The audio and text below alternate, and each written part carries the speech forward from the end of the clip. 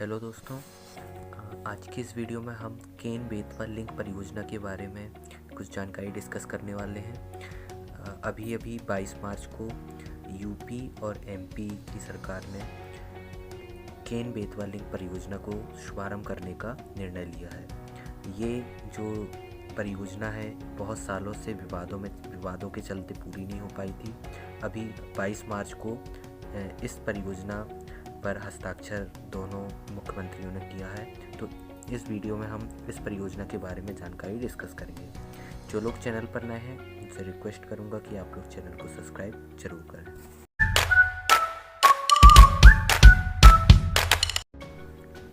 Ken Betwa link परियोजना यह UP और एमपी की संयुक्त परियोजना है और यह भारत की पहली नदी लिंक परियोजना है। विश्व जल दिवस जो है वो 22 मार्च को मनाया जाता है। आगे हम बात करते हैं क्या है केन बेतवा लिंक परियोजना। तो केन बेतवा इंटरलिंक प्रोजेक्ट नदियों को इंटरलिंक करने का एक प्रोजेक्ट है। इस प्रोजेक्ट के तहत मध्य प्रदेश की केन नदी और उत्तर प्रदेश की बेतवा नदी को आपस में लिंक किया जाएगा। केंद्र सरकार पूरे देश में सिंचाई की व्यवस्था को दुरुस्त करने के लिए ऐसे कुल 30 प्रोजेक्ट पर काम कर रही है और ये केन बेतवा लिंक प्रोजेक्ट है। इसकी जो लागत है करीब 45,000 करोड़ रुपए की लागत इसमें आएगी। इस प्रोजेक्ट से क्या क्या फ़ायदा है?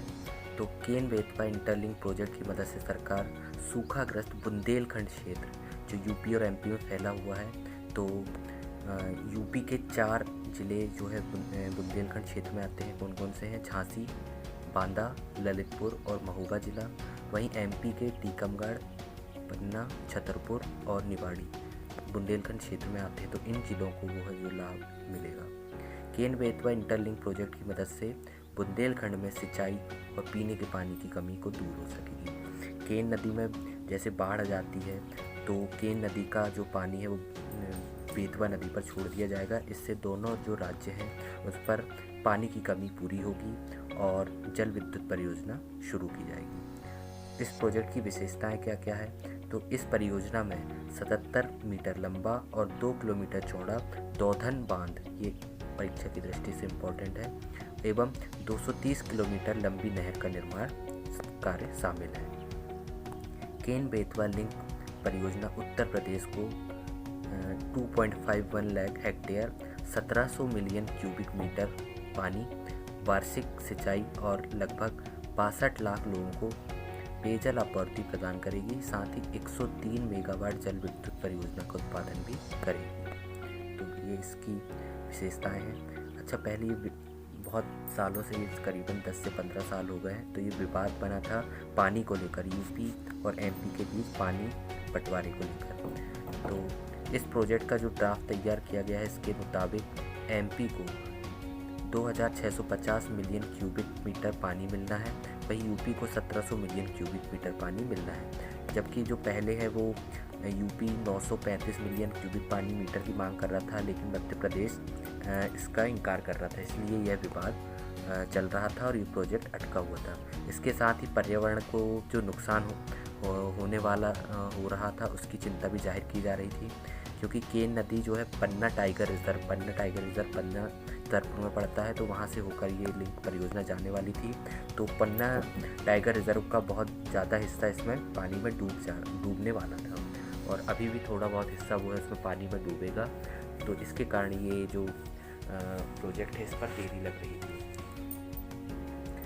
तो केन बेतवा लिंक परियोजना अब 22 मार्च को दोनों मुख्यमंत्रियों ने इसके समझौते ज्ञापन पर हस्ताक्षर कर दिए हैं और प्रधानमंत्री मोदी का भी इसमें बहुत बड़ा हाथ है। इस दोनों, क्योंकि केंद्र और राज्य दोनों में बीजेपी की सरकार है, क्योंकि पहले ऐसा था कि कभी स्टेट में अलग अलग सरकार रहती थी, तो इसके कारण भी इस प्रोजेक्ट में देरी हो रही थी। अब हम केन नदी और बेतवा नदी के बारे में कुछ जानकारी डिस्कस करते हैं। केन नदी का जो उद्गम है वो कैमूर पहाड़ी, कटनी जिला से यह निकलती है और यमुना नदी यूपी के बांदा जिले में ये यमुना नदी में मिल जाती है। केन नदी की लंबाई 427 किलोमीटर है। इसकी सहायक नदियां हैं सोनार, गुदैन, शामरी, उर्मिल और चंद्रावल। इसका केन नदी का पुराना नाम क्या है? शुक्तिमती। मध्य प्रदेश की सबसे सुंदर नदी का दर्जा जो है केन नदी को दिया गया है पर्यटन विभाग की द्वारा। केन नदी पर परियोजनाएं कौन कौन सी है? तो उर्मिल परियोजना, रनगुवा परियोजना छतरपुर में है, गंगेरू परियोजना ये पन्ना छतरपुर में है। अब हम बेतवा नदी के बारे में देखते हैं। बेतवा नदी को बुंदेलखंड की जीवन रेखा कहा जाता है। उद्गम कहाँ से होता है? कुम्हरा गांव रायसेन मध्य प्रदेश में है, वहाँ से बेतवा नदी का उद्गम होता है। समागम हमीरपुरा जिला यूपी में यमुना नदी में भी ये मिल जाती है। इसकी लंबाई 590 किलोमीटर है।